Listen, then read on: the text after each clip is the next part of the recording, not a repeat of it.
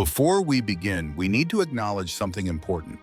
Canada has a reputation, a comforting one, a cozy one, a syrup-sticky one. First, maple syrup, not a condiment, a lifestyle. It pours like water and fuels a nation that somehow survives winter with politeness intact. Second, Ryan Gosling, born in London, Ontario, former Mouseketeer, built the car he drove in Drive. Proof that Canada doesn't brag. It just quietly produces icons and lets the world figure it out later. And third, poutine, fries, squeaky cheese curds, hot gravy, a dish that says, "You've had a long day, sit down. We got you." This is the Canada most people know, warm, comforting, and easy to love. But today's story lives beneath that softness, because politeness can hide injustice, and comfort can coexist with courage. Today, we shift the lens to a woman who challenged the system simply by refusing to stand down. Viola Desmond. Her story isn't syrup sweet, it's solid, it's brave, and it helped change a nation. This is where the real Canada shows itself. November 8th, 1946. Viola Desmond wasn't looking for a fight, she was just looking for a seat. She was driving to a business meeting when her car broke down in New Glasgow, Nova Scotia. While repairs were underway, she stepped into the warm glow of the Roseland Theatre to pass the time. At the ticket booth, she asked for a seat on the main floor. She was nearsighted. She needed to be close to the screen. She paid her money, took her ticket, and walked toward the hall. That's when the usher stopped her. "Your ticket is for the balcony," he said. The balcony was the designated section for Black patrons. The main floor was reserved for whites. Assuming a mistake, she returned to the cashier and offered to pay the difference for a downstairs seat. Immediately, the cashier refused. She looked up and said, "I'm sorry, but I'm not permitted to sell downstairs tickets to you people." There it was, an unwritten rule, spoken aloud. Viola Desmond, a successful business owner and mentor, was being told she did not belong. So she made a choice. She returned to the theater, past the usher, and sat down in a main floor seat. She sat tall, she sat silent. She simply wanted to watch the film. The manager arrived, he ordered her to move. She refused, so he called the police. They did not treat her like a citizen. They dragged her from her seat, bruising her hip and knee, and hauled her out of the theater. That night, she was held in a jail cell, still wearing her white gloves. She was not charged with trespassing. She was charged with tax evasion. The difference between a balcony seat and a main floor seat? One single penny. 1 penny. That was the weapon they used against her. Unlike the United States, Canada did not have explicit Jim Crow laws written into its criminal code. There was no law that said Black people could not sit in certain seats. Segregation in Canada was different.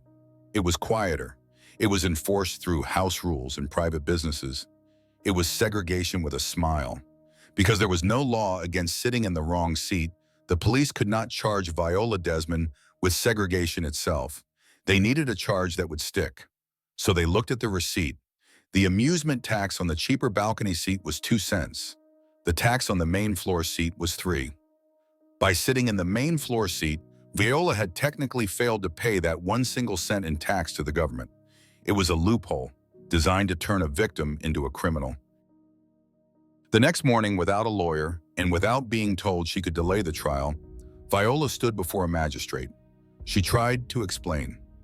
She said she had offered to pay the difference, but the court was not interested in the truth.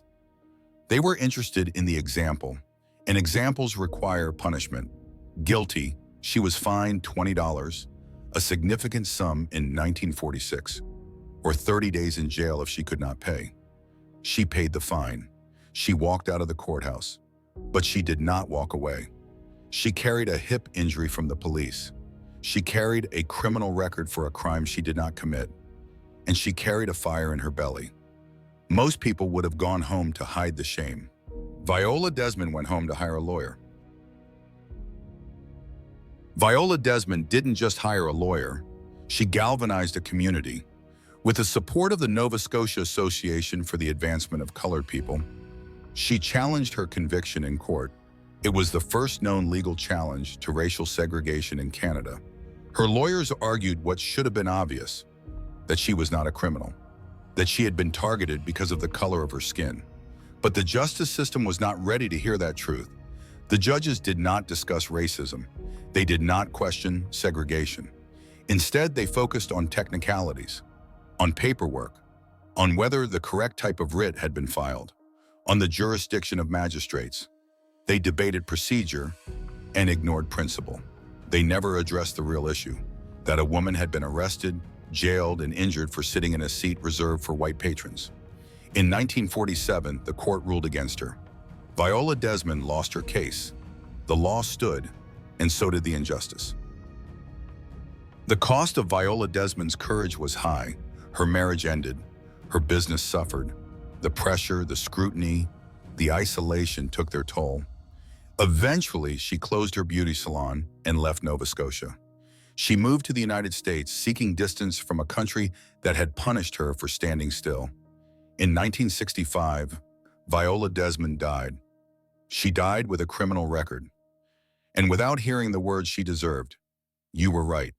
But history has a way of correcting itself. Her refusal to move cracked the foundation of segregation in Nova Scotia. In 1954, racial segregation was formally ended in the province, built in part on the momentum her case created. And decades later, Canada finally spoke. In 2010, Viola Desmond received a posthumous pardon from the province of Nova Scotia. It was the first of its kind, an acknowledgement that she was innocent and the law was wrong. Then, in 2018, the woman once dragged from a movie theater took her place on the Canadian $10 bill. She replaced the first Prime Minister of Canada. She became the first Canadian woman to appear on a regular banknote. So yes, Canada is maple syrup in hockey and politeness, but it is also Viola Desmond, a woman who taught us that sometimes the most polite, the most Canadian thing you can do is refuse to move. A country failed to protect one of its own, failed to see her, failed to hear her, failed to admit what it was doing while it was doing it. That isn't a misunderstanding. That's a moral failure. This wasn't chaos. It was order, rules, receipts, politeness, a system that didn't need to shout because it expected compliance. Viola Desmond didn't raise her voice. She didn't rally a crowd. She didn't make demands. She made a decision. And in that decision, the mask slipped. What followed cost her everything: her health, her marriage, her livelihood, her country. Long before she was honored, she was erased. We don't end this journey here, because there are other kinds of courage, not the kind that resists oppression, but the kind that refuses obligation. Across another ocean, there was a woman who did not fight for rights or recognition or a seat at the table. She made a different choice. When the world demanded sacrifice, she asked, at what cost? When silence was called loyalty, she chose something harder. That story begins in New Zealand. Until then, stay curious, stay cautious, and remember, sometimes the most powerful thing you can do is stand up for yourself and for what you believe in.